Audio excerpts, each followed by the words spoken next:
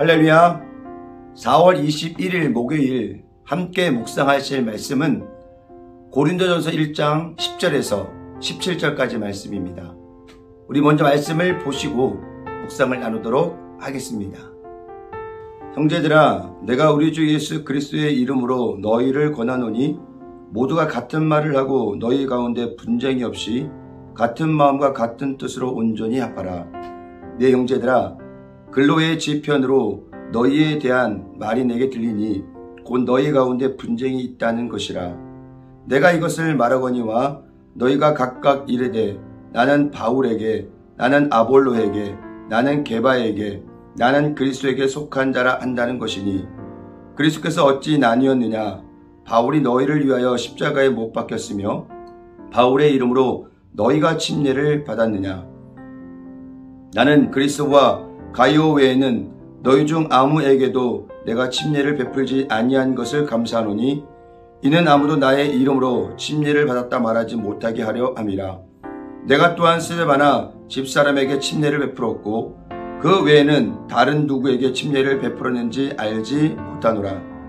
그리스도께서 나를 보내심은 침례를 베풀게 하려 하심이 아니요 오직 복음을 전하게 하려 하심이로되 말의 지혜로 하지 아니함은 그리스도의 십자가가 헛되지 않게 하려 함이라.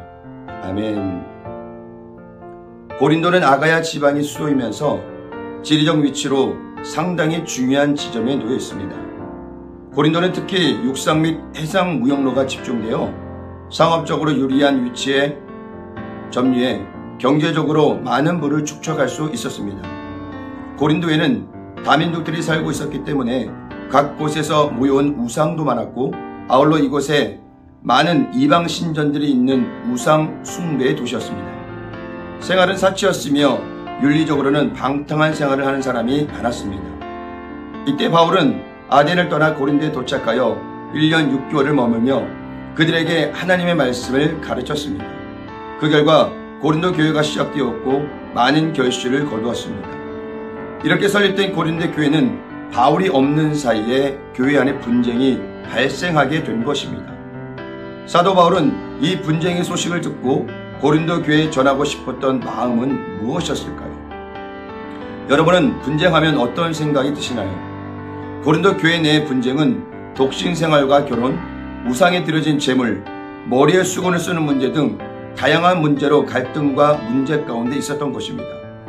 영토 문제로 인한 국제 분쟁 역시 국가 간의 뜨거운 감자로 지속되고 있습니다.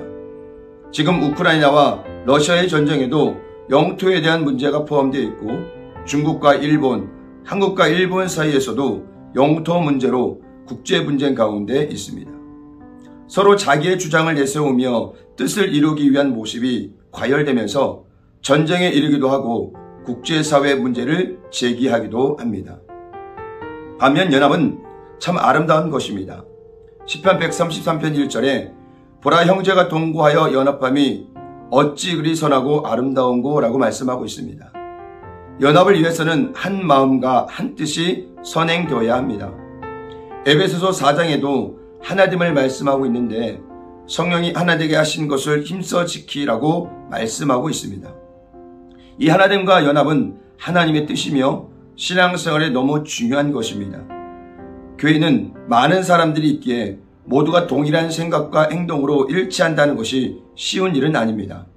그러나 자신들의 생각만이 진리인 것처럼 주장하는 것은 잘못된 것입니다. 서로의 생각을 존중하며 서로의 단점을 상호 보완함으로써 성령이 하나 되시게 하신 것을 힘써 지켜 나아가는 것이 교회의 사명이며 성도의 사명인 것입니다. 인간관계를 생각해 보면 우리는 대개 어떤 사람과 관계를 형성하면서 그 사람의 장점이나 매력에 이끌려 가까이 가게 됩니다. 하지만 시간이 흐르면서 깊은 실망과 혐오감으로 관계가 단절되는 경우도 적지 않습니다. 그 원인은 서로 관계가 가까워지면서 점차 상대방의 단점과 어두운 면이 보이기 때문입니다. 연애와 결혼은 다르다는 말은 연애 때는 상대의 장점과 사랑스러운 모습만 보다가 결혼하면 조금씩 상대의 단점과 부족한 모습들이 보이면서 갈등이 심해지고 끝내 나뉘어지는 일까지 생기게 되는 것입니다. 상대의 단점과 부족한 부분까지 사랑으로 품을 수 있을 때 진정한 연합과 하나됨의 역사가 일어나는 것입니다. 그러기 위해서는 내 것을 먼저 내려놓을 결단이 필요한 것입니다. 내 것은 양보하지 않으면서 상대가 먼저 내려놓기를 바란다면 영원히 하나 될 수 없는 것입니다. 오늘 우리는 문제의 발달이 된 침례의 문제를 놓고 한 번 더 생각해 볼 문제는 본질을 왜곡하지 말아야 한다는 것입니다. 침례란 죄로 인해 하나님과 분리된 인간이 그리스도와 연합하게 함으로 구원을 이룰 뿐 아니라 이를 통해 성도들이 그리스도 안에서 하나 되어 그리스도의 몸인 교회를 온전히 세워나가는 데 있다는 것입니다. 그러나 고린도 교회는 오히려 이 침례의 문제로 분쟁이 일어나고 교회를 어렵게 만들어가고 있었던 것입니다. 이것은 교회의 본질을 잃어버린 채 자기 주장에만 머물고 있는 현실적인 인간의 연약함입니다. 진정한 의미는 잃어버린 채 의식에만 사로잡혀서 하나 될 수 없는 당시 고린도 교회를 보고 사도 바울은 분노하지 않을 수 없었던 것입니다. 자녀들이 하나 되지 못하고 매일 분쟁과 다툼 속에 있다면 그것을 알고 있는 부모의 마음은 어떨까요? 사랑해서 결혼한 부부가 매일 마음이 나누어지고 분쟁 속에서 살아간다면 당사자는 물론이거니와 양가 부모님들의 마음은 참으로 어려울 것입니다.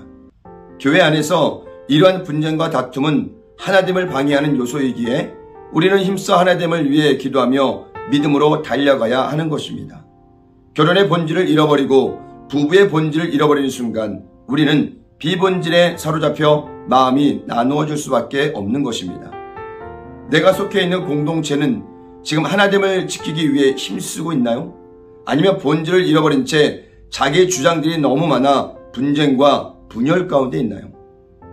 그리스도의 몸된 교회를 이루는 성도들이 하나님의 뜻을 이루기 위해 어떻게 생활해야 하는지 말하고 있는 에베소서는 우리에게 말씀하십니다. 그러므로 주 안에서 갇힌 내가 너희를 권하노니 너희가 부르심을 받은 일에 합당하게 행하여 모든 겸손과 온유로 하고 오래 참음으로 사랑 가운데서 서로 용납하고 평안에 매는 줄로 성령이 하나 되게 하신 것을 힘써 지키라. 오늘 사도 바울은 이런 분쟁 가운데 중요한 한 가지 본질을 말하고 있습니다. 그리스도께서 나를 보내심은 침례를 베풀게 하려 하심이 아니요 오직 복음을 전하게 하려 하심이라. 비본질적인 문제로 분쟁 가운데 있는 고린도 교회를 향해 사도 바울은 교회의 본질이며 사명인 복음에 대해 강력하게 전달하고 있는 것입니다. 오늘 우리는 고린도 교회의 어리석은 모습을 보면서 지금 나는 복음의 본질에 집중하고 있는지 아니면 의식에 사로잡혀 비본질 가운데서 힘겨운 싸움을 하고 있는지 우리의 모습을 점검해 봐야 할 것입니다. 오늘 10절에 사도 바울은 말합니다.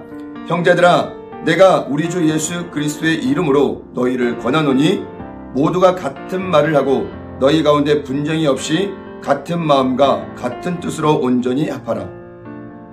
교회를 향한 하나님의 뜻은 하나됨입니다. 그리고 우리를 세상에 보내신 하나님의 뜻은 복음이며 그 복음을 통해 이 세상이 구원을 받고 주님의 뜻 가운데 거하는 것입니다. 오늘 하루도 복음의 본질을 마음에 새기며 하나됨을 위해 힘차게 전진하는 귀하고 복된 하루가 되시길 주님의 이름으로 간절히 축원을 드립니다. 할렐루야.